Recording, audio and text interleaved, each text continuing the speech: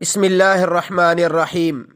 میرے محترم سامعین، آج جو میں آپ کی خدمت میں شرعی مسئلہ ذکر کروں گا اس کا عنوان ہے استنجا کی کتنی قسمیں ہیں، استنجا کرنا کب سنت، کب واجب اور کب فرض ہے۔